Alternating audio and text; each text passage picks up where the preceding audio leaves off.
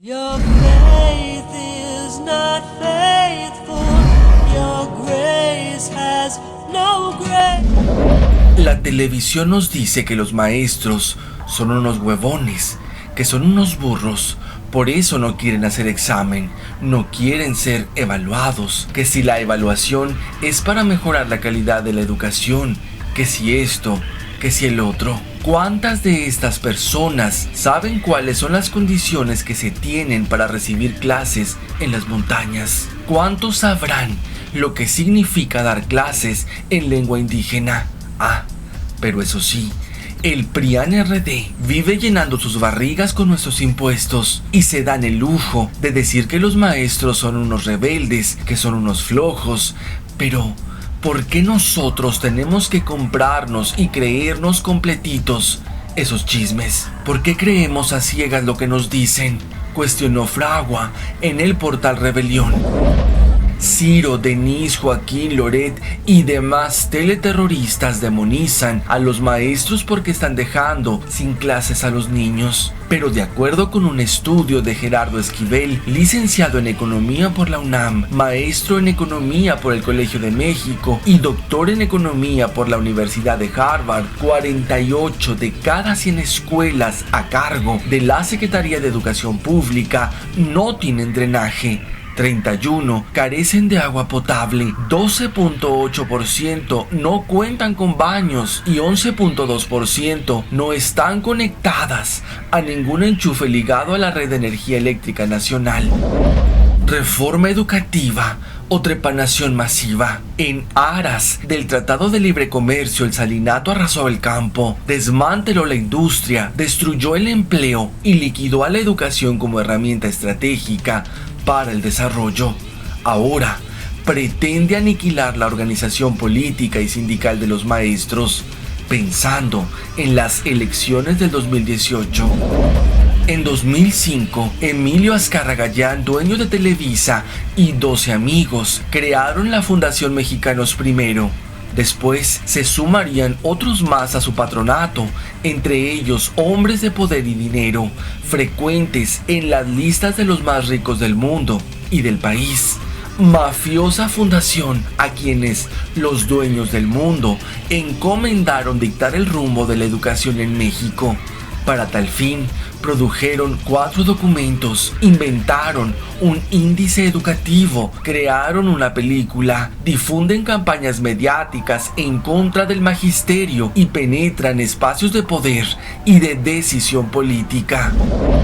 Como ellos no son educadores sino empresarios, se sirven de intelectuales como Denis Dresser, investigadores como Sergio Aguayo e instituciones públicas del país y participan con organismos internacionales con los que intercambian convenios. Todo esto bajo los lineamientos dictados por la OCDE y el Fondo Monetario Internacional. Y es que la educación es el arma más poderosa para el pueblo, misma que las ratas que sirven al nuevo orden jamás permitirán que prospere. Al contrario, les resulta mejor utilizarla como un millonario negocio que enriquece a los más poderosos, llenando de ignorancia a los más de 100 millones de pobres y esclavos que, si no se suman a los héroes de la gente, jamás dejarán de serlo. Crying softly in a dark and dangerous place. She's imprisoned by no language. Con las megadeudas de los gobiernos prianistas, los dueños del mundo se apoderaron de todo México, incluyendo la educación. Todo es parte de un largo tramo de secuencias históricas. José López Portillo pidió préstamos y más préstamos de 1976 a 1980 y los organismos financieros se los concedieron felices porque México era un océano de petróleo. Cuando el precio del petróleo se desplomó en 1980, López Portillo pidió más préstamos para pagar los intereses de los préstamos anteriores, pero ya no lo trataron tan amablemente y lo obligaron a firmar una serie de cartas de intención con las que se comprometió ante el Fondo Monetario Internacional y el Banco Mundial a cumplir todas sus exigencias. Durante el sexenio de Miguel de la Madrid, el gobierno acumuló más préstamos para pagar los intereses de los préstamos previos, y para ello sacó a remate la mayoría de las empresas públicas, entonces quebradas, hoy bollantes en manos de particulares, siempre a cambio de más y más préstamos. La dictadura de Carlos Salinas de Gortari, que surgió del gobierno de la Madrid, aceptó todas las exigencias del Banco Mundial y del Fondo Monetario Internacional, y en virtud de las mismas ha privatizado hasta el petróleo. Ha despoblado el campo, ha destruido el Estado Nacional reduciéndolo a un aparato de saqueo y represión. Y como miembro de la Organización para la Cooperación y el Desarrollo Económico, aplicó la reforma educativa que Calderón consumó entre 2006 y 2010. Josefina Vázquez Mota, como titular de la Secretaría de Educación Pública, suprimió el estudio del civismo, de la ética, de la lógica y de la filosofía en las escuelas secundarias y preparatorias.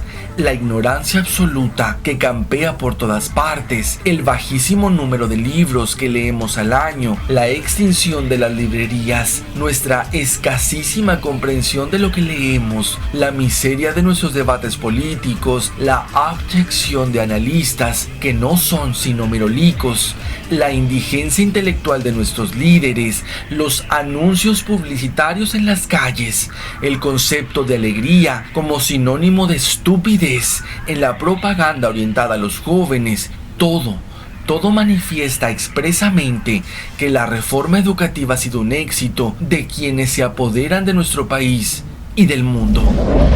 La reforma educativa no solo afecta al magisterio, es principalmente en contra de la sociedad. Dejará de ser educación gratuita. ¿Acaso no han sido los gobiernos panistas y priistas los que han metido al país en una aguda crisis económica, una ola de violencia sin freno y una desigualdad social, en donde la mayoría de la población vive en pobreza y millones de niños no pueden ir a la escuela porque tienen que trabajar para sobrevivir?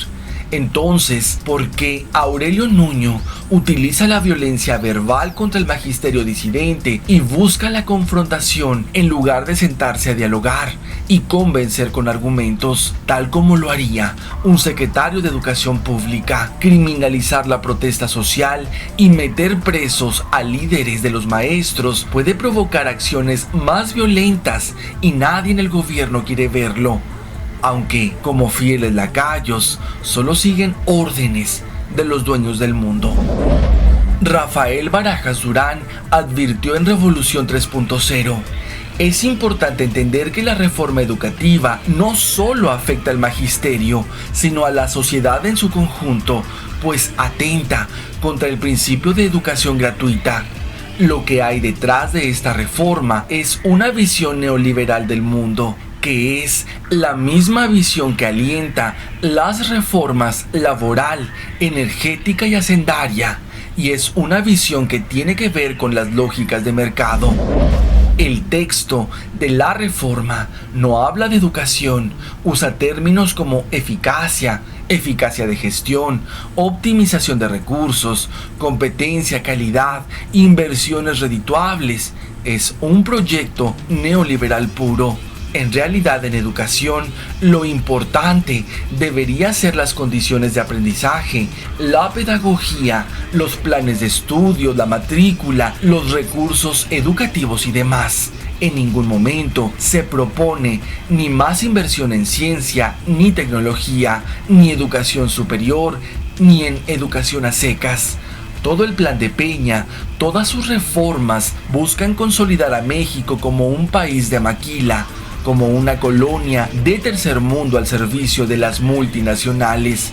Los maestros tienen razón en protestar y debemos apoyarlos, puntualizó Barajas Durán. La reforma educativa tiene la consigna de que los alumnos no piensen, solo se les capacitará para ser excelentes maquiladores dentro del mercado.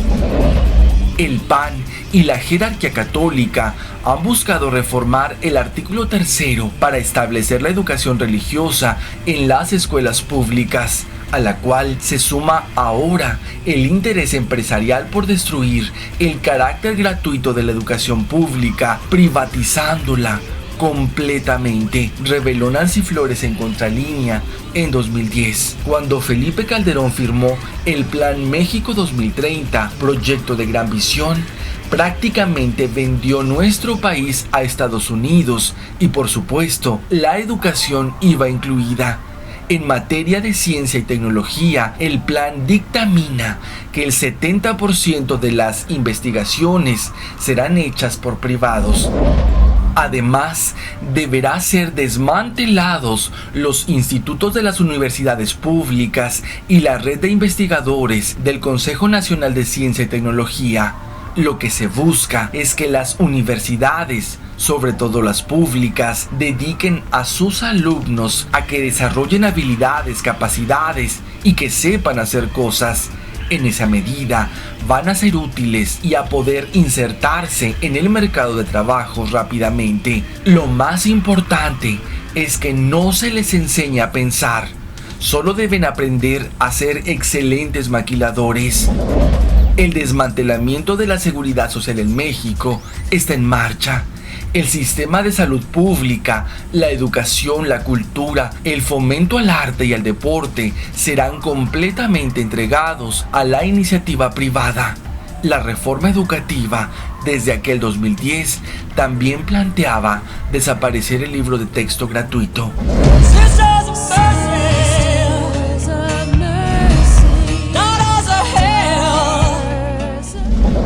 La venta absoluta de México y esclavización de mexicanos será impuesta con sangre. La reforma educativa neoliberal es otro botón de muestra de los alcances de los matones a sueldo del nuevo orden mundial en México. El domingo 19 de junio de este 2016 dejó un saldo de 6 maestros asesinados, más de 50 civiles heridos y un sinnúmero de detenciones arbitrarias. Muestra también de lo que son capaces de padecer los héroes de la CENTE por un México, en su mayoría, desmemoriado, malinchista y mal agradecido. Los estudiantes, los trabajadores, todos los oprimidos y explotados, tenemos la obligación de defender nuestro derecho de tener una vida digna. Y eso no solo significa que alcance para ir sobreviviendo. Vida digna es que cada quien trabaje según sus capacidades y reciba por ese trabajo lo suficiente para satisfacer todas sus necesidades. No es digno recibir salarios de hambre. No es digno viajar por más de 2 horas para ir a trabajar, apretados en el transporte público. No es digno recibir medicina caduca en las clínicas. Antes de quejarnos por las manifestaciones, pensemos en por qué no nosotros hacemos también oír nuestras voces en la protesta. ¿O acaso no hay nada por qué quejarse? Debemos aprender del ejemplo de los maestros. En la medida que seamos capaces de organizarnos y de luchar por nuestros derechos y los de todos los trabajadores, podremos alcanzar una vida digna para nosotros, para nuestros hijos y todo el pueblo trabajador.